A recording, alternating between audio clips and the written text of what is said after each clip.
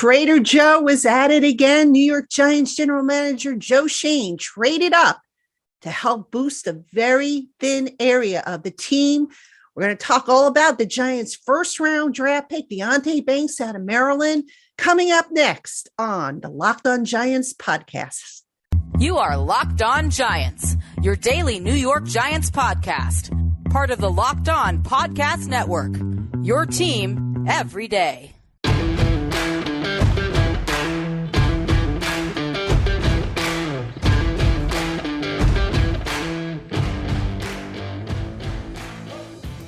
Hello, New York Giant fans, and welcome to another edition of the Locked On Giants podcast, part of the Locked On Podcast family, your team every day. My name's Patricia Traina. Welcome. It is Friday, April 28th. The first round of the NFL draft is in the books.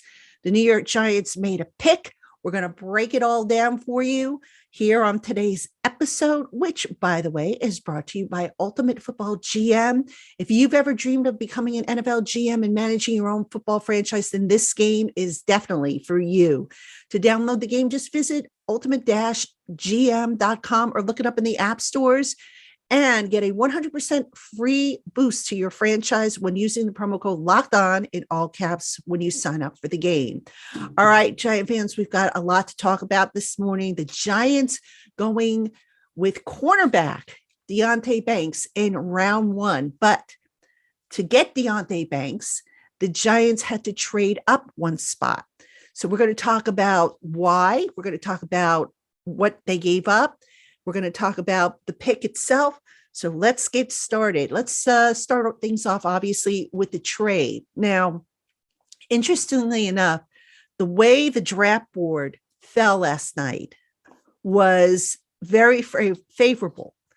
As is always the case with mock drafts, nobody ever gets it right. It's just impossible. But the Giants, who went into this draft needing a cornerback. To me, cornerback was the biggest need for this team. You know, I know people will say, well, they got to get a number one receiver. They got to get this. They got to get that. No, cornerback was the biggest need. And I say that because you look at the NFC East teams where the Giants just haven't done well against their opponents, their division opponents in recent years. Dallas has now Brandon Cooks, CeeDee Lamb. Washington has Terry McLaurin. The Eagles have A.J. Brown and Devonta Smith. All right. You need speed to keep up with the speed. And the Giants just didn't have it last year. It was as plain as day. So to my thinking, cornerback was the bigger need. Now, if we look at how the draft was falling in the first round, it was kind of interesting. All right. So in the first round, the first cornerback that came off the board was Devin Witherspoon, coming off at number 5, going to Seattle. But then what was interesting is 2 running backs went in the first round, Bijan Robinson and Jahmyr Gibbs.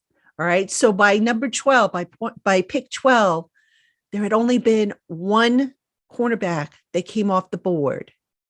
So you're sitting there and you're saying, okay, now you're approaching the teams. Might the Giants trade up to get a cornerback?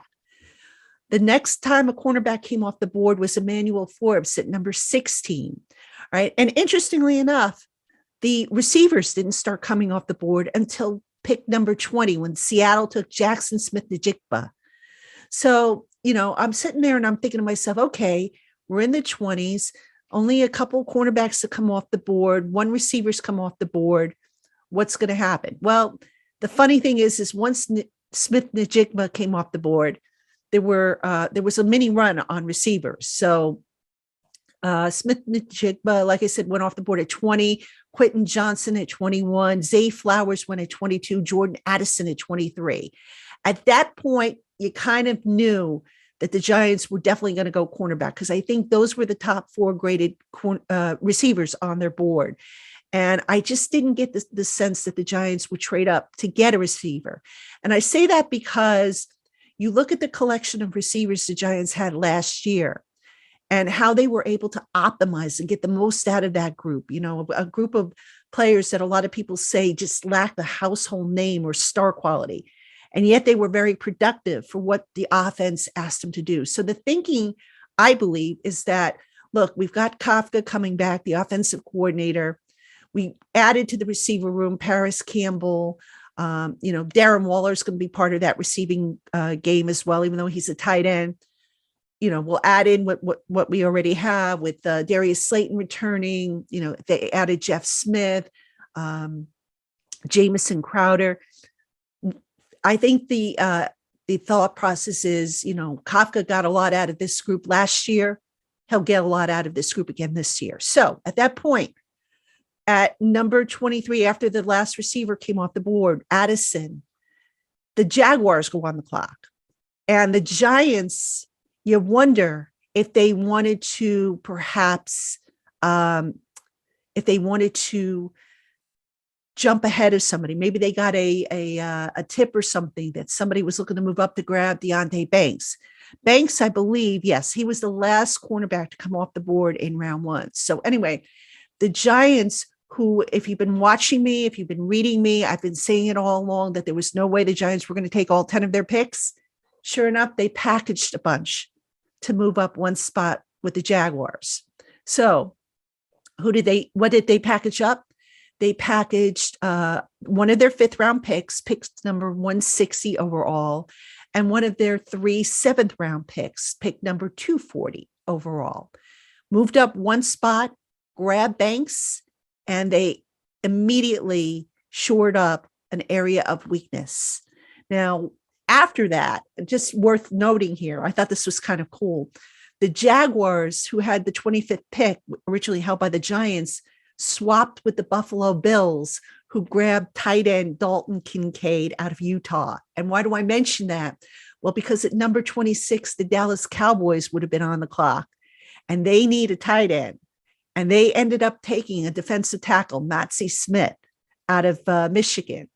So in a way, I thought that was kind of cool. Buffalo, by trading up, I suspect thwarted the Dallas Cowboys from getting the tight end that they might have had their eye on. But anyway, let's get back to the Giants. So a lot of people asked me after the trade was made, why did they move up for just one spot? Well, I suspect there might have been somebody at the back end of the draft looking to move up, looking to jump them. And General Manager Joe Shane was asked about this. Why trade up for one spot? And I'm going to just play for you his response, what he had to say about that, rather than try and paraphrase it. The way it went down and the way the board fell, it was just we were getting depleted. So it was the right thing to do for us. We do a lot of research on team needs and what people need behind us, and including the team that we traded with. So that was a scenario we put together earlier in the day if we got there and we were worried about anybody else coming up to that position. We had something in place with Jacksonville and it worked out. All right, coming up next, who is Deonte Banks and what does he bring to the team? We're going to talk about that coming up right after this. Hey, Giant fans, if you think you have what it takes to run your own draft, pick your own players and coaches, and build your franchise from the bottom up into a dynasty, then you need to try Ultimate Football GM. This game is so much fun, and best of all, you can play it offline and compete with your friends for bragging rights. And did I mention that Ultimate Football GM is completely free to play, and that Locked On Giants listeners get a 100% free boost to their franchise when they use the promo code Locked On in all caps in the game store? So what are you waiting for? Show the NFL GMs how it's done. Find Ultimate Football GM in the app stores or visit ultimate-gm.com. And don't forget that promo code Locked On in all caps to get your free boost. Ultimate Football GM, start your dynasty today. All right, Giant fans, welcome back to the Locked On Giants podcast. I'm your host, Patricia Traina. And it is the day after the first round of the NFL draft. The Giants selecting Deonte Banks out of Maryland, cornerback, in the first round of the draft. And pretty good pick, I think. I think Banks, like all rookies, they're not perfect. They've got some work to do on their games. But I kind of like this pick for reasons I stated before, which is primarily the Giants needed to get guys who can not only fit into that Wink Martindale defense, but also who could keep up with the speedy receivers in the division That was a major problem for the team last year. So that's why cornerback, that was the position I was thinking all along. If not in the first round, definitely in the second round. But as it turned out, given the way the board fell, it went to the first round. All right. So what does Deonte Banks bring to the table? All right. He's a 6 foot, 200-pound physical corner. Very smooth mover, loose hips, can swivel and backpedal, has decent speed. I think he ran a 4.35 in the 40. Strong, tough, great tackler, which is going to be key in run support. Can handle the rough stuff. Let's see. He's tenacious. Enjoys playing press coverage, but he can also play zone. Basically, any scheme you ask him to, he could play. Good with his hands, good reaction time. A lot of stuff to like about him. Now, there are some bumps in his game. He's not very instinctive, sometimes doesn't find the ball very quickly, probably limited to the boundary. I don't think he's going to be a guy they're going to put in the slot very often. But then again, slot cornerback is a whole different animal, something that I suspect they're going to address at some point later on in this draft.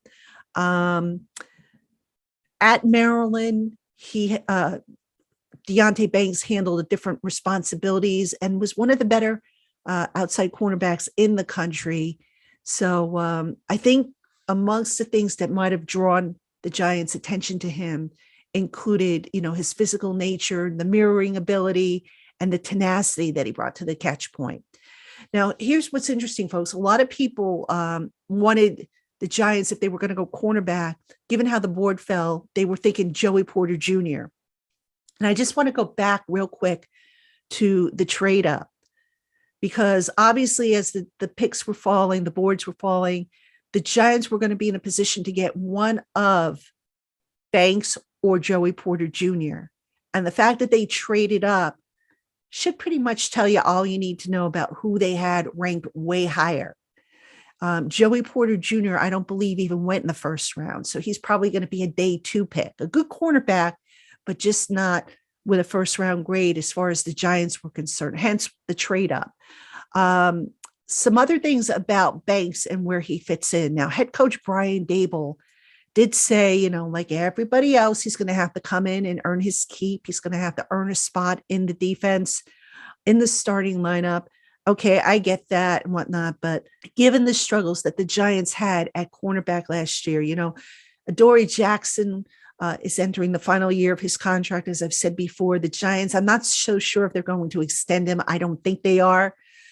It was time for them to start thinking about making over the starting cornerback group. Now, can Aaron Robinson, who has missed chunks of the last 2 seasons with injuries, can he be part of the solution? I still question why the Giants even moved him to the outside last year when he was primarily a slot cornerback in college. They felt he could play the outside. I don't know if they still feel that way. I mean, it's going to be a question certainly worth asking at some point, because my guess is that, you're taking a first round pick at cornerback. You're probably not going to let him sit on the bench. I would be very, very surprised if Deonte Banks isn't the starting cornerback opposite of Adoree Jackson moving forward. So I wonder if perhaps this means the Giants are going to push Aaron Robinson back to the slot where he can compete with Darnay Holmes for that position. That would make the most sense to me. I don't know if that's what the coaching staff is thinking. You asked Brian Daboll about personnel deployment and whatnot, and basically he kind of put you off a little bit by saying, there's still time to figure all that stuff out, which there is, I suppose. So they're going to probably want to take a look at what these guys can do and who could perform well and whatnot. But bottom line, the Giants needed to address cornerback. They really didn't address it much in free agency, adding just Amani Oruwari via free agency from the Detroit Lions. One time a starter for the Lions, but then lost his starting job and with it some confidence. So the Giants are going to see if they can't, give this kid a fresh start and get out of him what he started to show when he held a starting role. So The quarterback position, I don't think it's fully complete. I would not be surprised if the Giants dip again into the quarterback spot at some point later in the draft, but certainly a good start to the draft for the New York Giants, who had that glaring need, that absolute glaring need. And for those of you who are twisting your hands about, oh, they traded up one spot, why? What's the point?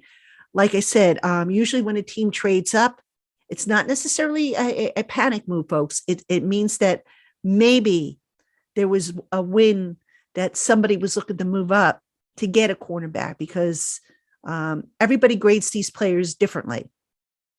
So the Giants have their man, and we'll see how it works out. It's probably too early to give a grade to the pick right now, but look, they got their man. They shored up an area of weakness. If you're looking for a grade on the pick, this isn't my grade. This is Sports Illustrated's grade. They gave the pick a B+. So we'll see. Can't tell until the guy's been in the league for 3 years, but certainly that in terms of addressing a glaring need, the Giants did right by themselves. All right, coming up next, who's still on the board? What are the needs and the agenda for day 2? We're going to cover that right after this. Hey, Giant fans, if you're like me and you want to make healthier snack choices, but you don't want to compromise on taste, then you got to try a Built Bar or Puff. These tasty treats are healthy and amazing, with each bar or puff covered in 100% real chocolate. It's like eating a candy bar, but without all the fat, carbs, and sugar. With Built Bars and Puffs, you're getting a generous dose of protein in every serving. We're talking about 17 grams of protein on average. And most bars boast about 130 calories, 4 grams of sugar, and all the good stuff in between. And did you know right now you don't have to wait for a box to be shipped from Built? That's right. Just pop into your local Sam's Club or Walmart to pick up your box of assorted flavors and thank me later. All right, Giant fans, welcome back to the Locked On Giants podcast. I'm your host, Patricia Traina. And coming up on the Locked On Giants podcast, I'm probably going to do one more show over the weekend. It's going to be a draft recap show. So I will do shorts for you over on YouTube on picks 2 and 3 if they are made. But I'll probably do a big wrap-up show for you at some point on Sunday night. On Saturday night. And I'll get that out to you. It just will be a little bit easier to get all that together for you. So anyway, let's talk about day 2, which is, as you're watching this, we are in day 2. What are the needs? Who are the best available? Round 2, get me a center, please. Still left on the board for the Giants to pick from, assuming that they stay put and these guys fall to them. TCU guard Steve Avila, Wisconsin center Joe Tippmann, John Michael Schmitz is still on the board. So Luke Whippler, I believe, is still on the board. Plenty of centers to choose from. The Giants have got to get a center.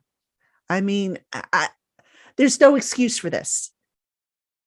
I mean, there's just no excuse for the Giants not to get a center and just give Daniel Jones the same guy that he can, rely on year after year after year, rather than a revolving door. All right. Now, if you are of the opinion that the Giants need a receiver in the second round, you have Jonathan Mingo out of Ole Miss, Jalen Hylett out of Tennessee is still available. So those are 2 names you could probably keep an eye on if the Giants decide to go receiver. Mingo is 6'2", 220, and Jalen Hylett 6 foot, 176 pounds. So a little on the light side, but still a very good player. Also available, surprisingly, considering that some mock draft analysts had this guy in the first round, safety Brian Branch of Alabama, who kind of like Xavier McKinney can play all over the place, handle multiple responsibilities. So if the Giants think that they, need a safety, another safety to add to that group, that they want to pair up with McKinney for the long term, Brian Branch is another option. So plenty of guys still available. But if you were to ask me, what do I think the Giants are going to do as far as second and third round pick?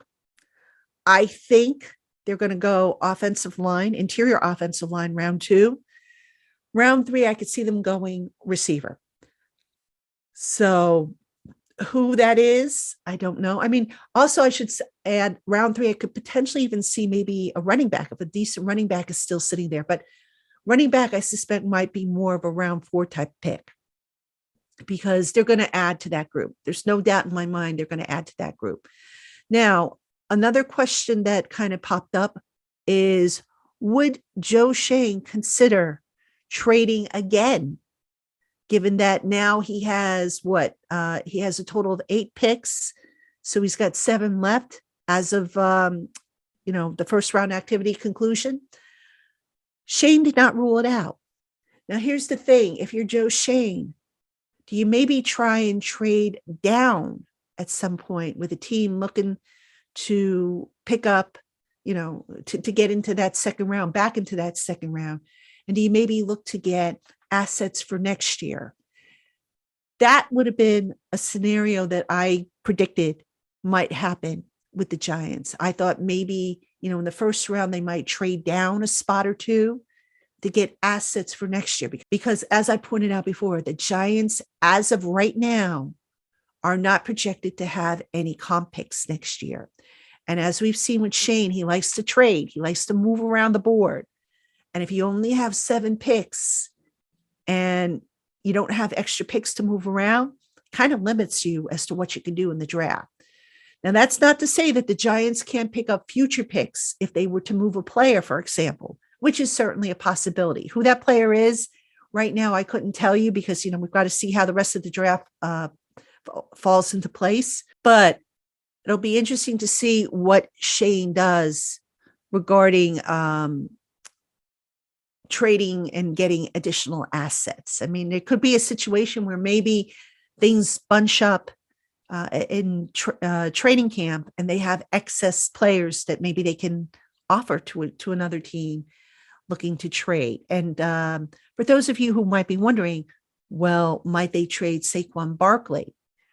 I would say at this point, the chances of that happening are very, very low. I don't see that happening. And I know a lot of you have asked me, well, how would a trade work with Barkley since he hasn't signed his franchise tag? The way it would probably work is if an agreement was reached in principle with another team, that team would obviously have to offer Barkley a long-term contract because I don't think Barkley will jump from the Giants to another team and still agree to play on any kind of franchise tag. I think Barkley would probably want a contract to move on to another team, whether it be, a 2-year deal or whatever. So there would have to be an agreement in principle, at which point the Giants could, I believe, trade Barkley if they wanted to. And again, I don't think they're going to. I don't think they want to. But that possibility, you can't sit here and say that it definitely won't happen because there is no such thing as definitely in the NFL. So that's where we're at after one day of the NFL draft. What are the Giants going to do tonight? Well, we'll have it for you. Keep it here on the Locked On Giants podcast. Check us out over on Giants Country. We're doing coverage over there. And we will see you over the weekend, Giant fans, here on the Locked On Giants podcast.